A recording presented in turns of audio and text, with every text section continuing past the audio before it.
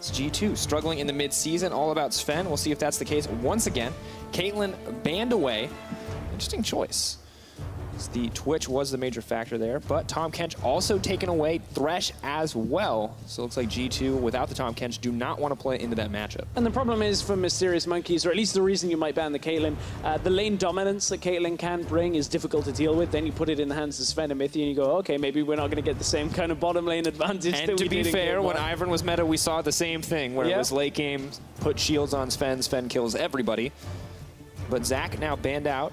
G2 have to ponder what they want to take away. Do they ban out the Galio? Do they expect Mysterious Monkeys to play it? It was not the priority pick in the past. And Mysterious Monkeys, one of the first times we've seen them on blue side in a number of games. NIP, they were pretty much all about red. And I think that reduces some of the win conditions that Mysterious Monkeys would normally bring to the table through Kikis as a split pusher. If you take the Galio here, you could put it on CozQ. But another champion that it wasn't banned out, this Rek'Sai comes through. Now, does that raise the priority here, looking at the AD carry pool as well, towards the Ashe, the Kalista that we saw in the last game? Because I mean, Zven's such a competent Kalista player as well as that Twitch. Definitely an option here. No pressure to take your jungler, although G2 not wanting to leave it till the second ban phase, risk having it taken away. It looks like it will be the Kha'Zix once again for Trick. Or the Gragas instead. All right, interesting swap up. That's why we don't talk about hovers. But I feel like we're still going to see a Kha'Zix here pretty early on. And again, they're utilizing the same strategy that Mysterious Monkeys did in the first draft, where you pick the Gragas here, it could go top, could go into the jungle, and you basically force Kikis to pick something that is a safe pick now. We may see him go to the Rumble. Not necessarily that side pusher that we have seen time and time again out of him, but when you look at strong picks that are blind pickable, Renekton may be the only other one that I would be confident in picking. All right, interesting as well. A lot of range supports up and available, but melee supports have kind of been the flavor of the month here on patch 7.12. But Braum going to be locked in. Incredible late game team fighting power. Definitely good against Twitch had they opted to select it. But not going to be the case here. Just using it up against the Ashe. And now it's going to be the Xayah coming in as well for Yuki without the Rakan pairing. Still putting priority on this pick. Yeah, this is a horrible duo to play up against if you've got a neutral bottom lane. As you said, G2 can still pick a lot of things around the bottom lane when it comes to playing a disengaged style. But between Xayah and Braum, that's double stuns locking in that bottom lane. Lulu would help Ashe kind of just sit back here, protect the Ashe. You're not realistically looking to be close enough that a Braum and a Xayah can catch you out all that often. And this is one of the limitations of showing both of your bottom lane champions right now, is that Mysterious Monkeys have a very all-in setup that is very strong, but now G2 just go, okay, we'll back away. We don't really want to play aggressive anyway. And definitely the case. You can see LeBlanc banned away from CozQ. There were some question marks from the desk as to how well he played his role in fights, but it looks like G2 without the Galio, not quite as comfortable giving that up. But Galio's still on the table. Fiora going to be banned away, and surprisingly, I was completely wrong. I thought the Kha'Zix would be a bigger priority for G2, but it looks like they're more than willing to give it up, to risk having it banned away from Mysterious Monkeys. The question is, are Mysterious Monkeys even going to bother to ban it out? I think a lot of that is because if you end up having supports on the chopping block here, you risk Yuki and Dreams getting a lead again in the bottom lane through this Xayah, through this Braum. The Kha'Zix itself isn't necessarily a big problem. Rek'Sai can, to some extent, duel, or at least survive a duel in the early game against a Kha'Zix. That actually is a ban expiring from G2. They did not get a ban in time. Sometimes teams will choose to do that if they want to leave a lot up and available, but I feel like you could have banned the Cassiopeia. And we will get confirmation momentarily as to whether or not that was intentional. However, Syndra has now been taken off the board. Players waiting. Looks like ref has been communicated to. We'll keep you guys updated as we move forward. Looks like it may have been an issue, but Champions League continuing. Yep. So Orianna is the hover over here. Safe mid lane pick, most assuredly, and one that PerkZ is definitely known for. Now, we haven't seen either of these teams go towards the Corki. We were talking a little bit about G2 plus the meta. Now, Orianna is a fine pick. Corki is also a fine pick, somewhat into Orianna. It's still, Orianna will have teamfight presence in the late game. Corki will kind of scale up against it and would give Mysterious Monkeys some sense of that 1-3-1 setup, at least bringing the Corki across to try and siege from that side lane. Likely, the Cassiopeia is another one. It's CozQ, right? So it's we'll find Cassiopeia out. and Katarina. Not one that he generally likes to play into the Orianna. The Syndra taken off the board pretty much tells me Mysterious Monkeys may not want to play it, but been wrong about a lot this pick ban stress. Definitely possible. Kikis opts for the Camille again into the top lane, this time risking the pick blind. Maybe comfortable into the Gragas matchup, not worried about what remains on the table, but it is going to be the CozQ Taliyah coming out, a champion he's only played once, to very, very little success. And that's a roaming matchup once again, when you look at what CozQ wants to do. With the Fiora banned away, Mysterious Monkey said, okay, we don't want to take a skill matchup here that can outscale the Camille. We don't want somebody that, if you give a kill, will be able to dominate a Camille the later the game goes. So it's Renekton once again up into Camille. Both of these teams feeling confident in either side of the matchup here. So interested to see how Kikis will be able to do this time. Will Amazing be able to get that early? Because Trick doesn't necessarily have the same early game presence on this Gragas than he did on the Kazakhs in the last game. This will be the final draft in the end. Both teams debating. I thought you were saying in this series. I was like, wow, you're counting, no. Mysterious Final draft. Out. It's like unconfirmed issue in pick ban, but G2 have accepted the draft and have continued forward. So maybe more context in the future, perhaps not. Either way, the team has decided this is what they want to play. They are not worried about giving up that ban, and that means both lineups have now been locked in. Looks like we will continue forward. G2 with a well-rounded composition. You got early game strength for Expect up in that top lane, mid-game insurance out of PerkZ in the middle lane on this Orianna, engage potential that comes through, whereas Mysterious Monkeys, higher mobility composition. Taliyah, Camille can cross lots of distance, so can the Rek'Sai. Then you've got Xayah and Braum to start locking people down in teamfights, dealing big damage. So this could be a very explosive game. Some of these skirmishes past that 10-minute mark should be real fun to watch. Definitely the case. We talked a little bit about sacrificing the bottom lane in the past for G2, giving them something that can be powerful in the late game, but giving up something early. Well, Ashe and Lulu are not champions that give up the laning phase. These are champions who dominate. We're going to keep our eyes on the bottom lane as we get ready for game 2. But every lane, except for mid lane, set to be explosive. Game 2, ladies and gentlemen, one more win for G2 so they can pick it up. Or Mysterious Monkeys may look to fight back to take it to a game 3. Would be a massive upset here. There's the Zven. Doran's Blade says, okay, it got nerfed, it's not Flavor of the Month anymore.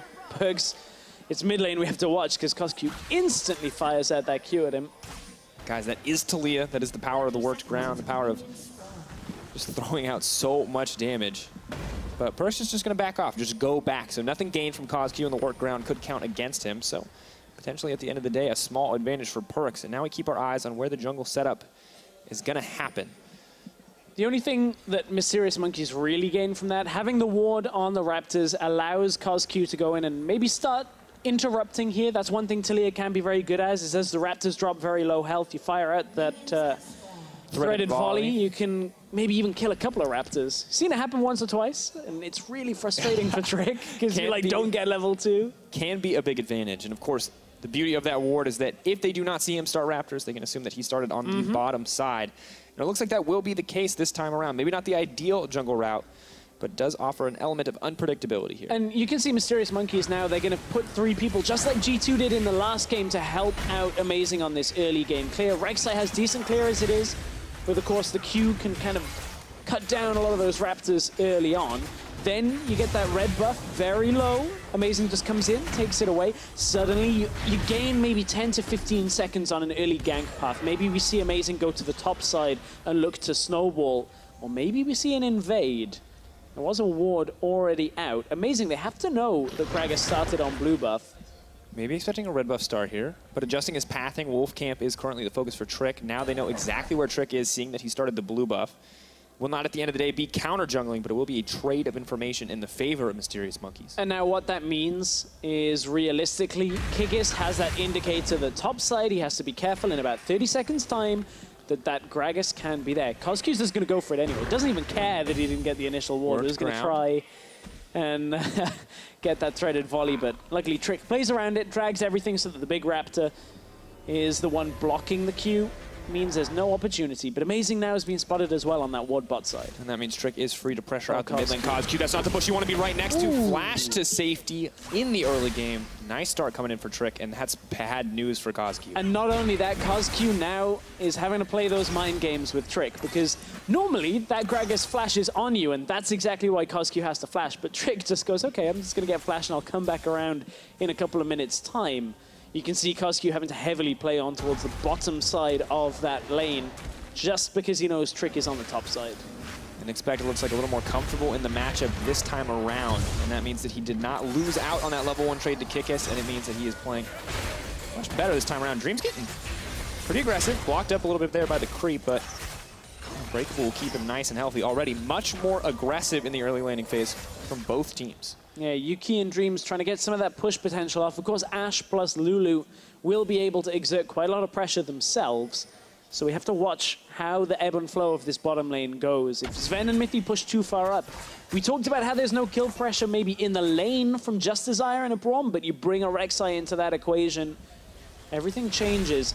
Speaking of Rek'Sai, both junglers, top side for the 2 versus 2. Kikis in trouble. Hookshot wall dive does get the double stun. Amazing on the way in. Kikis now backing off, waiting for the cooldowns, looking for the precision protocol. Expect backing up, he can get so much healing here, but it's not going to be enough. That's first blood for Amazing.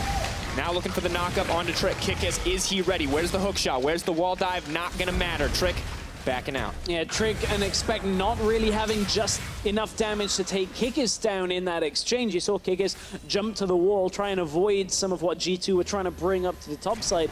Bought enough time for Amazing to get the flash knockup. Kikis ends up getting an assist on this one. And once again, Mysterious Monkeys trying to play through Kikis in this top lane. Outplaying the fight overall, and despite getting stunned up, still able to attach the wall, still able to get the double stun here. So well played by Kikis in the end. Yeah, Kikis, as you see, into a warded brush makes it very difficult. Dodges out the rest of this exchange out of Expect, and Mysterious Monkeys, it's an easy call to go onto the Renekton at this point. Renekton's used everything. Trick is just a lowly Gragas early on with no ultimate. Has flash, but body slam already been used, means there's nothing more for him to do in that team fight. Just does not provide the sustained DPS of the Rek'Sai. Can't do much there in the end. But CozQ has to respect the Orianna here. Perks can just continue to move forward. Trick is on the way. There's no flash there, but the heal being used for movement speed. Perks ghosting up.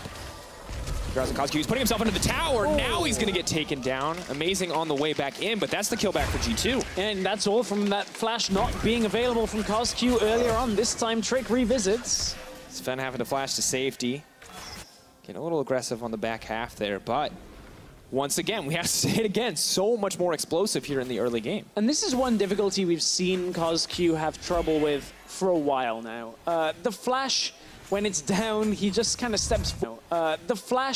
When it's down, he just kind of steps forward in the lane, puts himself way too far up. Like, there's no vision to tell CozQ he's safe here. He's pushing the lane. Yes, the tower's there. He's trying to get back behind the tower, but puts himself between the tower and a hard place. Easy skill shot through and gets killed. It's so free. I feel bad for CozQ. He's trying to escape. He knows he needs to get out there, but once you put yourself between the wall and the tower, that's a tiny little corridor that any skill shot can go into, and now CozQ is getting destroyed. Oh, God. Perks, level 6, did use it. CozQ, not even going to get a chance to get some experience himself. Pushes up the lane as best he can. Perks, laughing, moving forward, BMing. This is painful. Real painful for CozQ, because he shoves his lane and then ends up with nothing to do. Obviously you want to try and get mid lane priority, you want to try and push the Orianna back, try and open up as much vision for Amazing as you can, but then if you don't respect the fact the enemy jungler can be around, then you kind of end up getting camped. And you got to feel like he's playing a little bit cocky. Had a very safe matchup last time around, but as we kind of keep our eyes on CozQ, he was a huge factor in the performance against Mysterious Monkeys. It may make sense that Perks wants to shut him down, or rather the performance against NIP, they are Mysterious Monkeys. Yeah, you mentioned that the Ninjas in Pajamas performance, of course, very high KDA, one of his best performances we've seen. That's a staggering kill percentage, 38% just about, and up in CST was his best performance we've realistically seen from him. But then unfortunately, game 1 did not have a Stella LeBlanc performance, so he put out 17.2 thousand damage that game. Perks put out 15.4 thousand damage as a Galio. LeBlanc normally averages over double damage per minute than a Galio normally would. And CozQ didn't do much. He just couldn't get any impact on the game. In team fights, in skirmishes, couldn't find damage output. We'll have to see if the Taliyah is the answer to that, because that will be an issue as we move forward. We know what PerkZ can do in the late game on the Orianna. We saw the fancy footwork at MSI. Now, he is, admittedly, in some ways, a shade of that same player, but still a threat you have to respect. And expecting Kikis going much more even as we move later. The early advantage for Kikis not paying off as Renekton has now hit that level 6. And this is one thing I'm actually glad to see out of G2. Putting PerkZ on a champion that he has been good for so long that there's no reason he should be struggling here. This isn't a rough matchup. This isn't particularly the time where PerkZ is trying something different in the meta. This is exactly his bread and butter. Dominating a laning phase into it. This is exactly his bread and butter. Dominating a laning phase into a team fight. Oh, and no. suddenly, coming forward, amazing. May just look for the ult. Not going to use it in the end. PerkZ not going to get marked up, so no opportunity. And PerkZ just so aggressive, even moves in to contest the Raptor camp. Kikis now backing off. Expect going in for the aggressive trade, not afraid to tank the tower, just to burn down some of the health of Kikis, and that's going to make the dive so much easier if he gets the chance. He's got a whole game of sitting back as Galio, being like, okay, can I carry now? Can I carry now? Finally gets his hands on a champion where he can actually exert pressure in a laning phase, and suddenly, CozQ is getting really outclassed by PerkZ. And I wish I could say this historically hasn't happened, but I had the fortune of casting PerkZ back in Challenger when CozQ was there in the 2015 season, and this happened regularly. Whenever these two met, PerkZ always had the advantage. And realistically, nothing has changed. I want to see more from CozQ. He, of course, needs more time on the LCS stage, but I just want to see CozQ tightening up a lot of the mistakes he makes in the lane.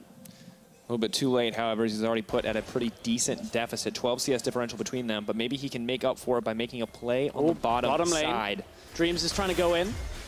Weaver's wall is going to Mithy and Zven potentially in trouble. There's one stack looking for 2, 3, even potentially Featherstorm comes out. That's Chain CC on Zven. They're trying to interrupt the play. Amazing has decent amount of damage. Flash out from Yuki. Suddenly expect on the backside that Renekton can do so much damage, but the stun coming in from the Braum even after the death is crucial. Cole the Meek. Yuki holding on. Amazing. Still looking for a bit of damage. Is now polymorphed up. He will just get taken down in CozQ. Oh no, this is disastrous. He's doing his best to hold on the worked ground. A master at kiting Taliyah, but the dissonance, not going to be enough. That's it. A long, slow goodbye for CozQ. 3 kills for G2 and a massive lead. Yeah, Kikis didn't look like he completed his teleport. Now G2 brings Zven topside. That fight all starts from Mysterious Monkeys trying to group on the bottom side, but the execution went awry. Dreams flash Q's a minion instead of Zven under tower, and Zven inevitably ended up dying. A little bit of help from Brother Trick.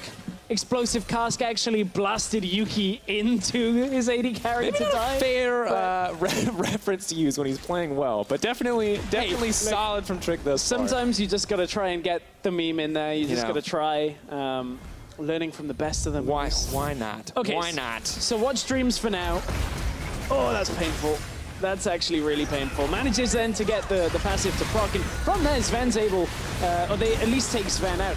Yuki ends up dying from this. It was a good ult in the end of all things. It wasn't necessarily Zven that needed to kill. Keep your eyes on mid lane, because that's the Hex Tech ultimatum. Adaptive Defense comes out. Trick trying to buy a little bit of time. Amazing moving forward, going in, but no ultimate means PerkZ just going to walk away unscathed. But 3 members committed means G2 is going to grab a tower in the meantime. Drakos, you work with me. It should come as no surprise that memes are not my forte here. Like, no, wrestling. Yeah, exactly. That'll do. A lot of wrestling. Music's good. All right. But, you know, memes look, man, not so It's a new generation. I'm too old. Gotta keep up with what the kids want, Stress. Yeah, well, Mysterious Monkeys, on the other hand, not able to keep up with G2 around the map, for now at least. Tower does get traded. First Tower Blood goes over to G2. Rift Herald started in their favor as well, trying to break that mid lane, you have to imagine. Yeah, but almost a 2.5k gold deficit, and what looks to be a completely uncontested Rift Herald makes it a little bit difficult to imagine Mysterious Monkeys getting anything back in this exchange. Very different shade of G2 this time around. Quick to punish the mistakes of the Mysterious Monkeys, and PerkZ on this Orianna is just massive for the team. And the problem now is without Rift Herald for Mysterious Monkeys, it's difficult to break that Orianna's tower. That's one of the biggest strengths of Rift Herald, is a champion that typically you struggle to break through. Now you don't have that option available. Mithy's the one with the Rift Herald. It wasn't given to Trick this time around. Now that Yeah. Sorry? No, you're fine. Yeah, no, I was going to say, that may mean we see it in a different lane, mainly because look at how low that mid-tower health is already. So it's almost like throwing something when you don't necessarily need to. And I love that you brought up like how difficult it is to take down a control mage's tower. And Taliyah definitely in that group can offer a ton of wave clear, but that tower is definitely at the point where if you summon Rift Herald, it will one-shot, charge it, take it down, no question. So maybe not the ideal use from G2, but CozQ can't really feel 100% safe there. Yeah, and I actually think that CozQ, he's not safe in the lane as it was. He's only just hit level 9. Up until a couple of seconds ago, he was 2 levels down on PerkZ. PerkZ is going to be level 11 soon. Might just walk into lane, shockwave CozQ and say, okay, I'm just going to auto this tower down. I don't need Power of Evil's janky auto build on Orianna to be able to take a tower that's 200 health, but careful for Kikis. Oh, PerkZ, out comes the ultimate once again. CozQ just going to get knocked back by the shockwave. In comes Amazing. PerkZ got enough footwork to get out of this one. What? He's still alive! No way! No! I cannot believe it. PerkZ, that was some of the cleanest movement on Orianna I have seen. Misses out getting marked by the Rek'Sai. No ult comes in. Nagne might be Lord of the Pit, but PerkZ is Lord of the Dance with that footwork as he just dodged out 3 people completely, neutralizes Mysterious Monkey's attempt at a pick on mid lane to deny G2, and suddenly, once again, PerkZ starts styling on people in the mid lane. And that means Kikis gives up TP and just watch it. He holds everything for so long. He ghosts, moves back in the fight, is suddenly able to dodge out once, dodge out everything from the rest of this fight, and just walks away. Opts to dodge the Prey Seeker and some of the threaded volley. Has enough foresight to do that. I'm going to give him the credit. And that's the difference between life and death, because that Prey Seeker hits that Rek'Sai ults and you drop. But Stress, I don't even see it. He still has flash, man. Yeah, exactly. That's he just holds everything. He was safe for so much longer in that exchange. Trick coming and helping out, making sure. So we talked about how Rift Herald may not be the best use in mid lane. Well, you've only got 4 minutes to do it, so if it's going to expire, may as well throw it there, get that tower anyway. Otherwise, look, it was top lane, in a long lane with no minion wave, wasn't pushed up, same on the bottom lane. Difficult to actually make that work, so just get the tower. And at the end of the day, 3K gold lead for G2. No more even games. No more going toe-to-toe in macro plays. Mysterious Monkeys are 1 step behind this time around, and G2 are not hesitating. Punish them. No, not. But 1,000 of that gold lead is on PerkZ in that middle lane, up on CozQ alone. So that gives you an idea. We talked about how Orianna, you know, was going to be the late game insurance for G2. It was going to be that team fight, shockwave, everything's great late game. But I mean, when PerkZ gets kills at like 4 or 5 minutes in a game, suddenly that Orianna ends up scary even at this point. Yeah, definitely early Morellonomicon finish Orianna is absolutely horrifying to play up against. Does not have the Storm Raider Surge either. Has the Thunderlords, so the level advantage. 3v1 again. Even oh, it's 2 this time. PerkZ. Mithy's here this time. Oh, Mysterious Monkeys.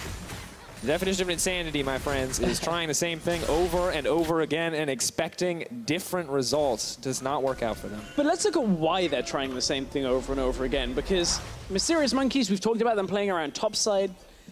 They aren't necessarily able to play around this Camille all that well, because without teleport advantage, they now need to bring somebody over. That somebody would normally be CozQ. CozQ would normally be the one to try and use that Weaver's Wall to get to that Camille alongside Amazing, but the fact that CozQ is so heavily pressured in lane, forced to stay in the middle lane, drags the rest of Mysterious Monkeys at the middle lane to relieve the pressure, but it's just not working. And it's a rough spot to be. Smite comes out to secure that one, but we look. CS differentials, 15 in the bottom lane in favor of G2, 9 in the mid lane. You see the top lane as well. You can see the gold differences stacking up as well. 1,000 gold between CozQ and PerkZ, and a 600, 300. I can't do math. Don't know why I tried. Versus Zven and Yuki, that's not as important, but the 1,000, that's pretty big. Something that they have to respect and be careful of. Because Mysterious Monkeys, at this point, I think they just have to hold on. They need to farm up. They need more time. They need more items on their carries. Because you're just not in a good spot. Yeah, that's fair. They need items specifically on Xayah as one of the picks here. Essence Reaver completed, obviously building further towards that later game. You have a lot of damage, not only through the Featherstorm, the autos that come out, but with that cooldown reduction, you get 2-3 stuns throughout the duration of a fight, and suddenly you end up taking out these high priority targets with the later game scaling. Problem is, G2, they have Lulu for shields, they have disengage coming from Gragas, they got the shockwave. If you catch that Xayah with the shockwave, she doesn't have that Featherstorm to avoid it.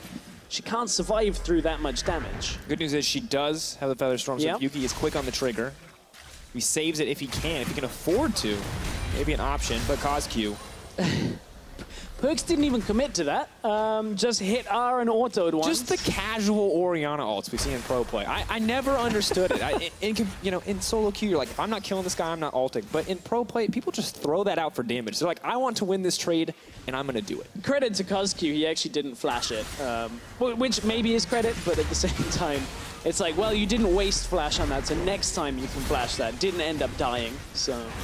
And a little bit of the luck of the draw here for Mysterious Monkeys, because they're in no place to contest that Cloud Drake, but it is only a Cloud Drake, Ocean to follow up as well, so giving up Dragon Control in this game just not going to be quite as punishing as one might have expected. At this point, I think CozQ is going to fall prey to something many people have issues with. He's got Wand Envy, he's got Morellonomicon and a Blasting Wand, looks across, there's a needlessly large rod the other side, and that just doesn't feel good. PerkZ is just going to show off in that middle lane. Definitely don't want to compare yourself at that point. And the other brutal thing is that Kikis just spent about 12 seconds doing a Raptor camp just to have more than half of it taken away, but expect may have strayed too far. Damage is coming in. Surprise pick on the top side for Mysterious Monkeys. Kikis has to be careful. Has to back out. Expect. Oh, he can just try to get another kill as well. The Fury is stacked up. Wait for the Cold to Meek. That is going to be so much healing, but expect flashing out to safety. Here comes Perk as well. Amazing ult is going to make sure that they get the kill, but G2 are still a step ahead. Yeah, PerkZ was closing in, just able to deny Mysterious Monkeys anything more from that by pushing CozQ away from that middle lane. It buys more time for G2 in the bottom lane. Good 1v2 out from Expect to start this off. Kikis just did not have enough damage during that trade. Or enough health. Mithy's heading for CozQ here. Oh, gonna get knocked back. A lot of damage from CozQ, but no one else there to follow up. CozQ now in trouble. PerkZ is hungry for blood. He does not care about that tower. In goes the cask. Trick says, gimme, gimme, and he's going to get it. Now G2 are set up to pressure this mid lane. Amazing, doing what he can to help hold on. Low health bars across the lineup of G2, but no pressure in the mid lane. G2 still have the Ashe arrow. Like, they didn't use it in the majority of that exchange, so even one of their engage tools sticking around. Now, this engage, it's because Kikis, he has his Triforce, he has the Hydra, or at least the Tiamat completed, so they're like, okay, we can take this Renekton, right? Unfortunately, a little bit too much on the tankiness with that Dominus running, gets some health back, is able to output enough damage in response, and there's the ultimate finally connecting from Amazing. But remember, G2 took the tower in the bottom lane in exchange for that. CozQ ends up falling prey once again. Oh, it's going to keep happening, though, on the way. In the mid lane, Dreams now in trouble. Trick waiting on the outside, trying to find a way in. Random Ignite. Not going to do a whole lot, but the Fat Man is burning, and now he's looking for a way into the fight. That's the flash in. Expect now leaping forward as best he can. 4 stacks means he's going to be stunned up and taken out if they can get it, but they don't have the damage. Yuki with the Feather Storm flash to safety, but Zven is not concerned. No chance to make it out of that one. Weaver's Wall could lock Trick up under, but CozQ, it's just too little too late. It's too close to the tower as well. It doesn't actually block them from taking the tower down, but now Mysterious Monkeys want to try and engage again. Kikis has his ultimate, but look, that's 5 members of G2. I don't think you want that. Definitely not. Now Zven going to back off along with the rest of G2, but G2, 4K, almost 5K in the lead now, 21 minutes in. Last time it took a barren steal for them to find this sort of lead. This time around, they're getting it on their own merits. And this is the type of composition I feel like G2 should try and play as much as they possibly can, especially next week at Rift Rivals, because we need them to look good. Look, you play around a safe bottom lane that can create advantages for themselves as well, can play defensive. You give PerkZ a standard mid laner. Don't give him a Galio. It's fine for other teams, but PerkZ loves to be this kind of carry in the middle lane, and then give Trick a jungler that can have emphasis. Look, they fire the Ashe arrow out early, force Mysterious Monkeys to fight them, and from there G2 are able to just catch up in time very quickly. CozQ not reacting, maybe could have even used the wall to deny this follow-up from G2, but doesn't even come across to the fight for a very long time. Well played by Yuki to dodge out on the shockwave with that Featherstorm, but realistically he wasn't clearing enough damage, enough distance to get away from harm's reach, and suddenly he ends up falling anyway. Uses the ult, uses the flash, still ends up dying. And the fight goes on so long, as you noted. The arrow's up again. We didn't see the start. We didn't even know they used it. But it just comes up again. Short cooldown, utility options, and engage for G2. And you do not want to be behind against this G2 composition, because they can start fights anywhere and everywhere. And yes, Renekton, Camille, maybe that's a matchup where they could potentially go even. But Yuki CozQ cannot afford to be anywhere near Expect right now. And this game has not been played around Kikis. There's been 2 or 3 attempts, perhaps, to get Kikis ahead. One of them backfired horribly with that 1 versus 2 against Expect. At least being able to trade 1 for 1 there was enough out of Expect. But PerkZ has been dominating the mid lane, pulled in Mysterious Monkeys towards the mid lane. You can see the amount of damage he's dealt already. And that has meant Mysterious Monkey's game plan of playing on this side lane has broken apart. Not the way that they wanted it to work out. CozQ and the Taliyah not working out for the team. Kikis this time around did not get the nice start where he got to bully out in the early lane. Trick, though, didn't pay attention. He lost that one all on his own to a certain degree. And G2, despite some small hiccups here and there, are in absolute control. But the Baron, something we have to keep our eyes on. TP available for Kikis. Yeah. This one getting lower and lower. No Kalista this time around. Amazing. Even level with Trick. Weaver's Wall comes in, Mithy, splitting up the team. Arrow going on to CozQ. And down he goes. That's going to be disaster, but they can still attempt to steal it away. That is the last remaining hope for Mysterious Monkeys. They cannot take this fight, but maybe they can take the Baron. Expect amazing. They're waiting. They're holding on. Kikis is split pushing in the meantime. Sight set elsewhere. Mithy, they're trying to burn it down. He's knocking up. Flash over. Gets the Wild Growth. Denies amazing entrance into the pit. And that means G2 are going to secure it. Meanwhile, Kikis continues the pressure, but Expect is already there. Yeah, he already got the recall through with the enhanced recall. Now it means G2 continue this chase. There's no safe spot for Dreams and Amazing to recall themselves. They're just burning summoners and abilities. But here comes Yuki. Double daggers. Into the fight. Kikis on the backside. It is the 4v4 for now. Renekton nowhere nearby. But G2 just backing off, giving respect over Mysterious Monkeys. They have the advantage. No reason to give anything up here. And Baron's still 3 minutes strong. I want to see what hit CozQ to start that off, because it was off the side of the screen. CozQ used his ult and suddenly disappeared. Mithy looked like he was caught and just ends up turning back around. And our good friend, the Ward, near the blast cone there, probably showed G2 exactly what they wanted to see when that Taliyah ult came out. If I had to try and CSI PerkZ Shockwave, maybe that was one of the things. We'll end up seeing it in a replay, perhaps. But Mysterious Monkeys right now, they're now up against the Baron. Have to try and stabilize, but that's difficult. They got a mid lane matchup that is behind, that is a significant part of their wave clear. Suddenly not so reliable anymore. And their bottom lane doesn't have the same lead they got in the last game. Unfortunately, you're just at the point where CozQ may not have enough damage to keep these Baron minions at bay. And really the potential, the constant threat for an engage. You have an insanely tanky frontline here on the side of G2. The Renekton, the Gragas ahead of their opponents and nigh impossible to kill on top of all the damage that PerkZ can bring to the table, and Zven as well. And we threw a lot of criticism towards Trick and Expect early on. At least in the setup that perhaps they weren't the more successful players, but this game has been a little bit more of what we expect out of them. Trick, as I say that. Goes into a 1v3, but look, the rest of the team is there as well. Move forward, PerkZ potentially in trouble. Keep your eyes on Yuki. Does he have enough damage? Featherstorm comes out, but he can't bring it back, and that means the fight is going to start to turn. Yuki's still going to grab the kill onto PerkZ. That is massive for the squad overall. Expect, though, the terrifying frontliner. Can they keep it going? Arrow not going to connect. CozQ now in trouble. He's going to get taken down again. Trick on a killing spree.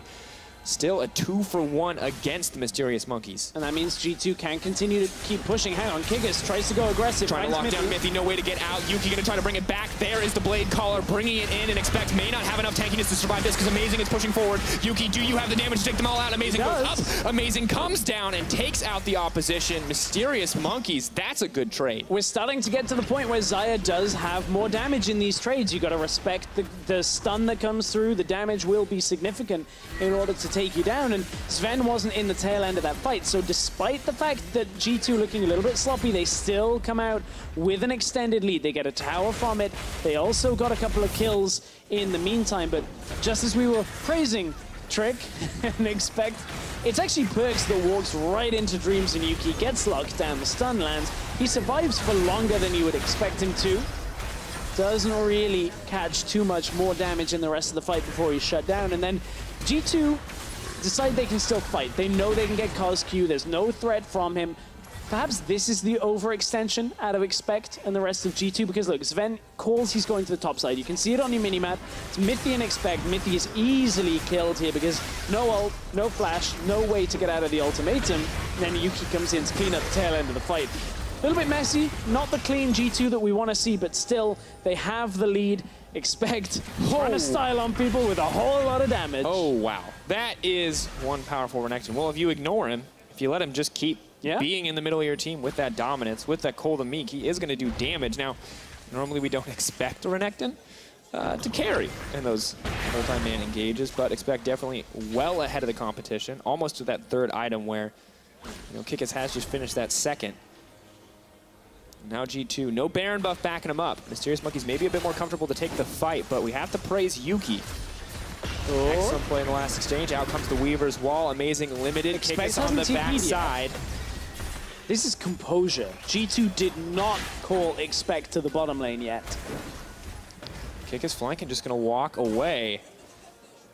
Both teams poised and ready for a fight, but neither one going to pull the trigger. Neither one looking for the engage here. G2 happy to keep the pressure up. And that's a huge cooldown that was just used. G2 didn't get a significant Baron power play, heavily under the average. Of course, a lot of that was the fact that Mysterious Monkeys continued to try and fight them and didn't give up too many kills or towers in the duration.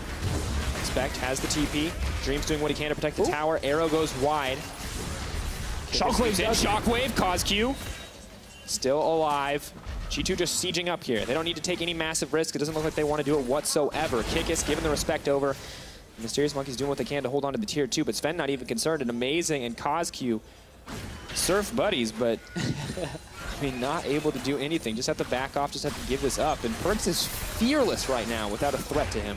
Yeah, Weaver's Wall is still down, which means CozQ can't get back into the fight fast enough if that had kicked off. But G2 say, okay, without the Baron buff, we don't have the pressure here in the bottom lane to continue pushing. There's nothing Mysterious Monkeys can really do to punish us when we recall now. So let's go back, buy up new items, make sure that we're stronger, and we'll look for another fight. Baron's coming up in 1 minute 20. If they can secure vision around that, it should be a clinical pick into a Baron for G2. The Ashe Arrow will be there, the Shockwave will be there, Trick's ultimate as well. They should be able to maybe pick off CozQ once again. This has happened 5 times this game already.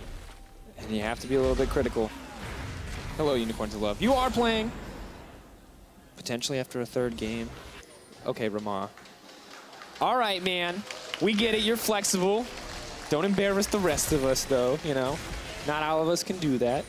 I think I'd have to take time off work if I tried to do that. I'd no, like that's definitely, yeah, that's if you got, you just get stuck like that. There'd be an ambulance. Yeah, wow, he actually tried to do it. I don't know whether, like, dress pants don't work. I can't wear pajamas to work. I'm so jealous. His job lets him wear pajamas. Yeah, the old desk you could, like, sit at and you had shorts. That, you know, in summer that was fine. These ones, you end up standing. Yeah, smoke and mirrors, folks. And from the waist down, butt naked. See, that maybe I can do if I'm casting. You and I are kind of a similar height. I'm a little shorter than you, but you put me next to Medic, suddenly I need to stand on a box. There's all sorts of things. You need to put anybody on a box standing next to Medic. Medic is a large human being. If only we could put Pyra next to my cast. I think that would be the... That would make That would make me so happy. But not allowed. Too much hype. Not enough smarts. Wow. Just saying it. It's not my job. It's not my job. That's fair. You be smart, I be loud. We build a team. That's how it goes. Well, for now, Mountain Drake going to get taken down. We focus back in. 5K gold lead still for G2, definitely in control, but progress is slowed. Next Baron, G2 definitely in control, but progress is slowed. Next Baron will be the big catalyst if G2 want to continue to make plays, and they are in a position to get it started. Oh, Amazing is out on his own up in the top side now. If Trick can cut him off. They did hawk shot up there. They know exactly where he is. Forced him to move with the arrow. I mean, they were just denying his recoil, and now they kill him. Now he's in trouble. So. Amazing.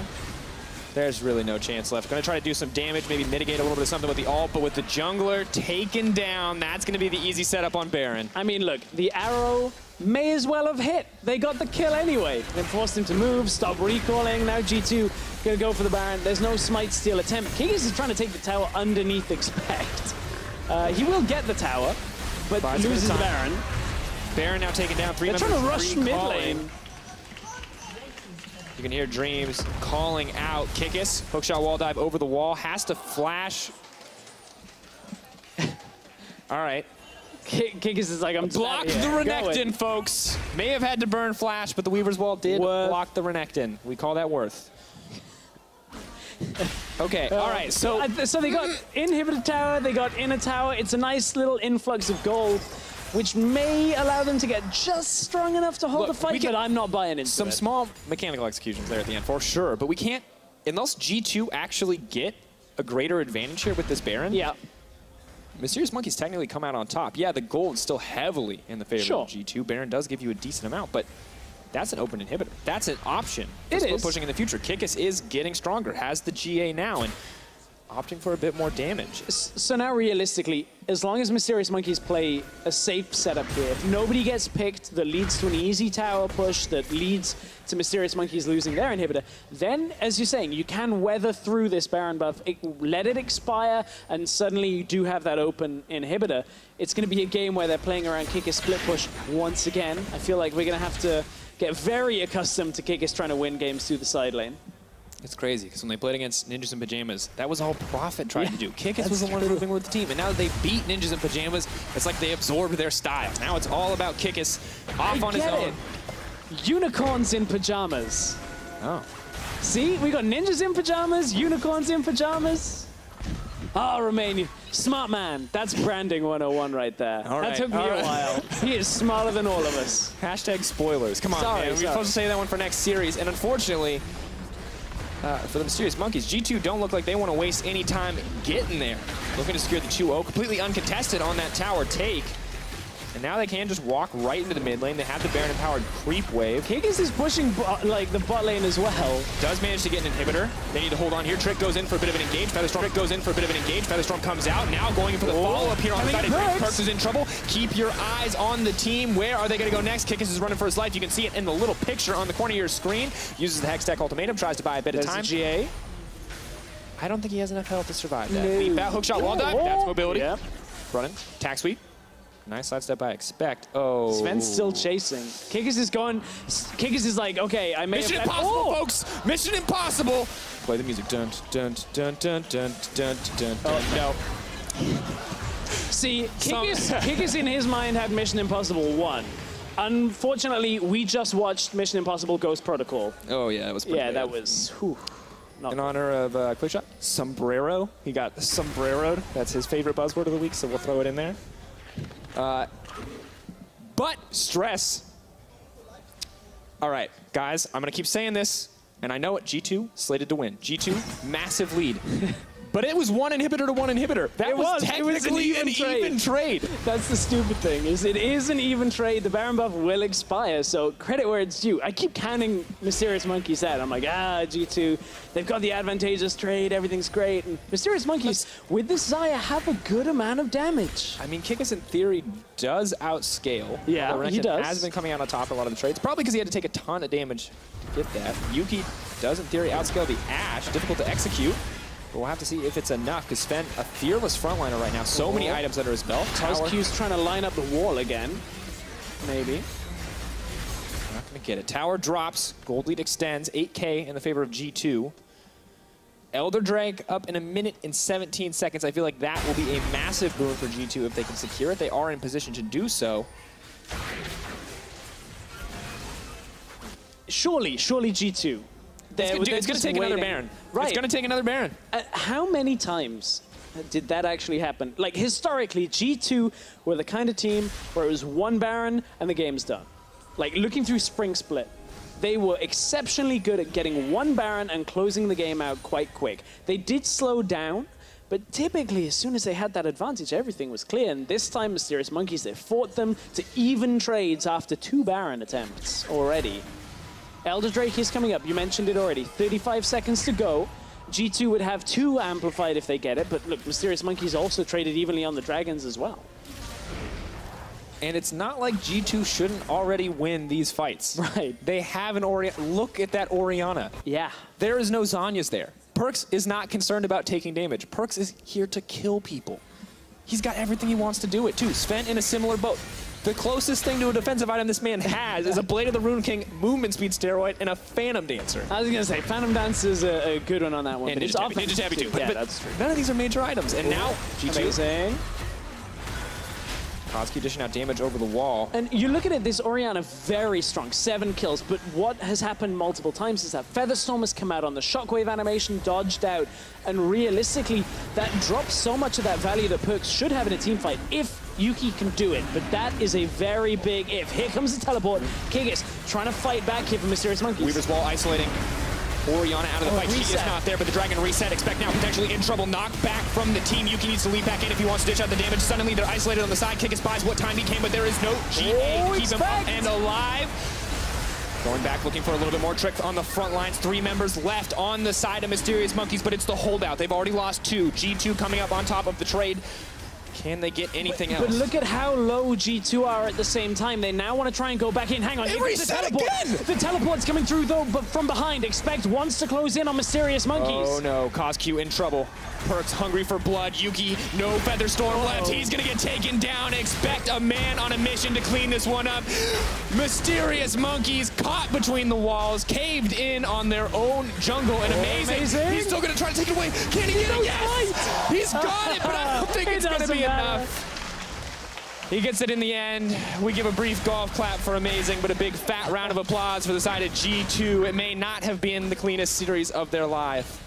But with one final team fight, with one final flanking teleport, they are set to take this one out. PerkZ?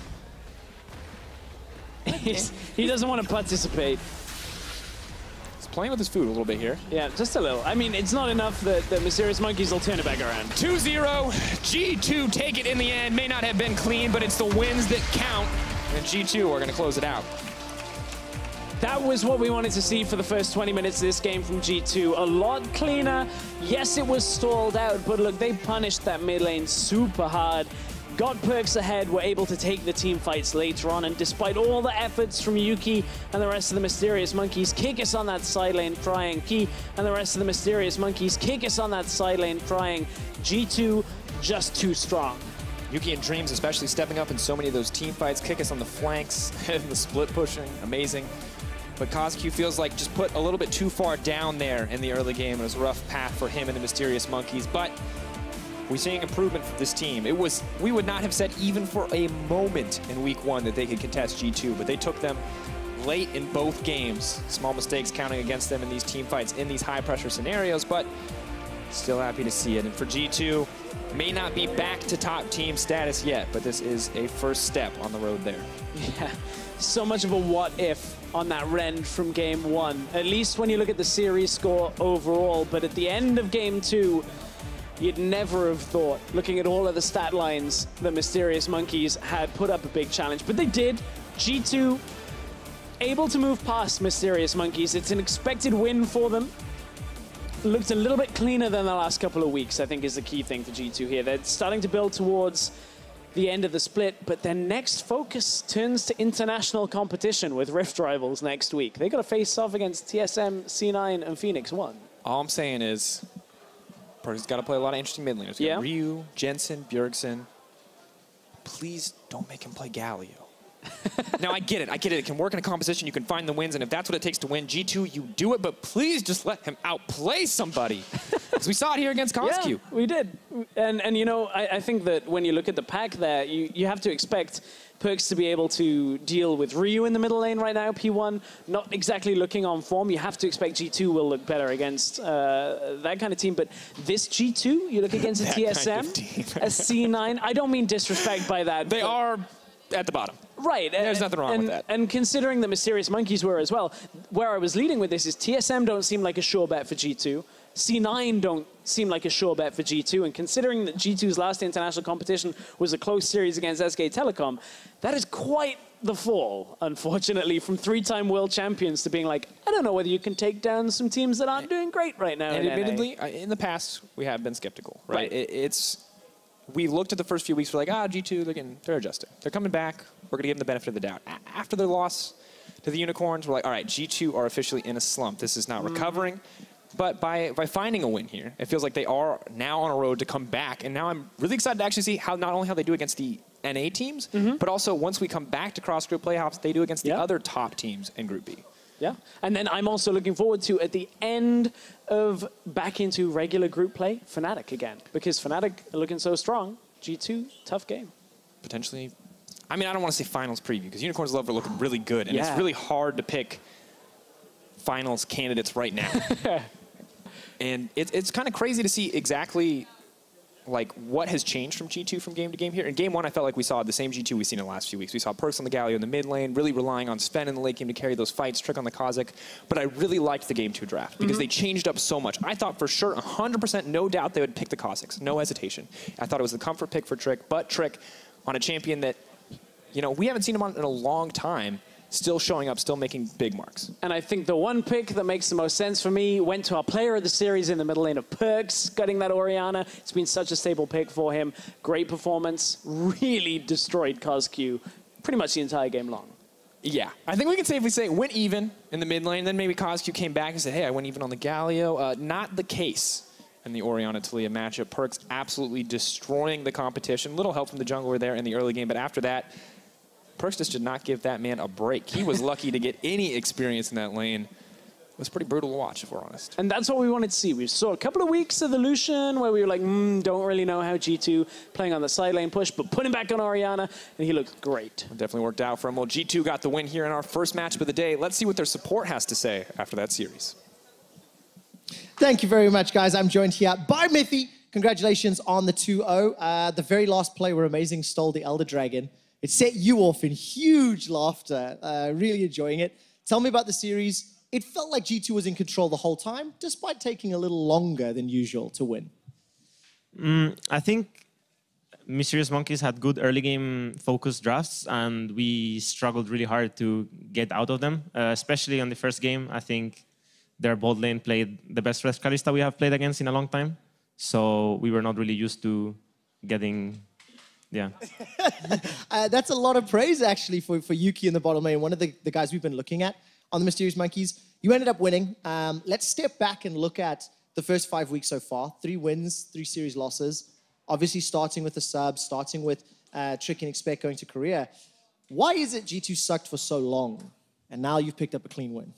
Well, maybe we still suck, but answering your question, I think we just needed time. We are a team that we like to figure out things and just play the standard meta, but we don't even know the standard meta, so we're just going in and not knowing what we're doing. And these other teams in EU LCS, they come in with styles, they know the meta, and they adapt it to their style, and we're just sitting there, we don't even know how they play because we forgot, or we just don't have the grasp of anything, and yeah, we just get stomped. But even then, even though we lost some games, we actually took a game of everyone we lost to, so yeah. I'm being a little harsh. Saying you sucked isn't entirely fair. But expectations were much higher. At least from a broadcast team, we had anticipated week 3, week 4. You guys wouldn't have lost the series that you did. And it kind of feels like that baseline level for G2 has reset. Does it feel like you guys have to go even further back, you know, before MSI, before spring, before last split, in terms of how you relearn the game and relearn how to play with one another? No, not at all. It's going to take a little bit more time. We have a lot of time. We have until playoffs, so we're not really worried. I mean, we already lost the first place, right? So it's not up to us anymore. We just have to do the best we can, get us, just be as effective as we can. And even though these teams started practicing 2 months before us, basically, we will catch up to them and we will win against everyone. I think that's the best thing to admit, is the time difference, of course, playing in MSI, very difficult. One more question on EU LCS before I look towards Rift Rivals. PerkZ and Deficio had some pretty strong words on the analyst desk about how, after Rift Rivals, PerkZ made a wager that G2 would not drop a single game. Number 1, do you think that's possible? And number 2, if it's true, where does G2 rank against the other EU squads? Before this week, we have had 2 days off every week. We had just been taking things slowly and steadily because it's just the start of the LCS. And now for Rift Rivals and this week, we are basically having no break. So we're just going to, quote unquote, boot camp for 15 days. So after that, I'm hoping too that we come in strong. I don't know if we're going to do what Luca said, but I still think that we're going to be a much better version of G2. And I mean, I think stacking up against the other teams and losing some games is funny because it creates some hype and stuff. But at the end of the day, we're gonna go to playoffs and we're gonna win against everyone. So it's just gonna be sad for the other teams because they're gonna feel like they can win. Oh, I love that. I love that, Mithy. We're gonna be quoting that later in the split, but you still didn't answer my question. Where does G2 rank with the other top tier EU LCS teams? I'm gonna quote Trashy and say we're not even top 4, and we will see. Okay, so in one breath, you're going to beat them at some point, but you're not there yet. I've got one or two last questions about Rift Rivals. Next week, you'll be playing Team Solo Mid, Cloud9, and Phoenix One. What sort of mindset is Mithy and G2 going into this tournament with? Well, okay, so the tournament is in a new patch. It's best of ones, so it's most likely going to be a clown fiesta for every team. But I do think that Fnatic is going to stomp everyone, and there's going to be no hope for an ALCS playing against Fnatic. If that's not the case, then we will be there and we will put up a good fight against everyone because we play a more standard game. So we will probably be able to match them in their style because they try to copy Koreans, so do we. But I will be surprised if the NLCS teams get more than 2 games against Unicorns and Fnatic. Very exciting. We'll see how many games they take off you. Best of ones, G2, not a great history. Yeah, that's tough. Which of the 3 teams are you most excited to play against is my last question. I've been playing TSM for a very long time in my career, so it's always funny to play them. Yeah, I think it's always a fun experience to play TSM. And I'm also excited to play against Xpecial because a very long time ago when I played against him in TSM, he destroyed me, and I learned a lot from him. I basically learned something that I actually pulled in this game, which was when I started playing, I only focused on winning my lane and like just doing the best I can, getting the biggest CS lead and everything. And even when I had good matchups, and this game we had a good matchup bot lane, and we knew what could happen in the game if we tried to play aggressive. So we decided to take a good matchup and make it equal and just farm. So that's something that I actually learned from Xpecial in Season 3. And it's just things like that, you know, you learn from other players. So I'm just excited to play against him because I looked up to him for a long time. Very excited. Grandpa Xpecial versus Grandpa Mithy next week in Rift Rivals. We'll see if you can do EU proud. Congratulations on the win again, Mithy. That does it for us here in the series. When we come back from the break, Unicorns of Love take on the Ninjas of Pajamas.